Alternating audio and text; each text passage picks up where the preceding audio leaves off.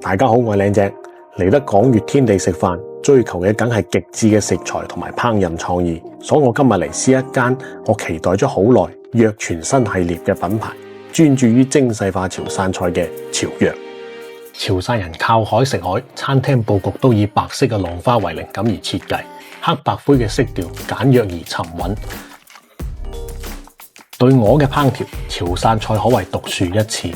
呢道由鵝湯、鵝肉、鵝胗、鵝腸、鵝掌組成嘅五重奏，層次十分之豐富。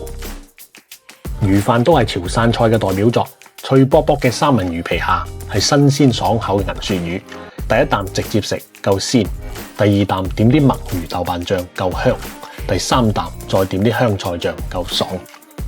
呢味生煙除咗新鮮爽口之外，仲好好玩。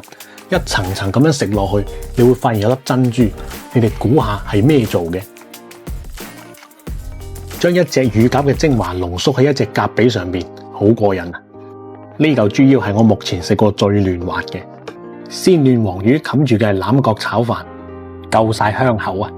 大廚而家磨緊嘅係自製嘅沙茶牛油片，同5成熟嘅澳洲 M7 牛後臀蓋肉融為一體，油脂好豐富，甘香惹味。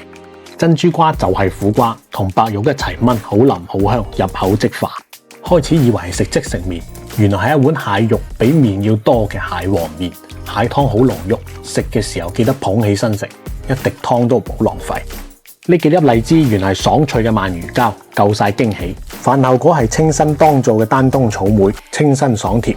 最後嘆翻杯鳳凰單重，結束美味嘅一餐。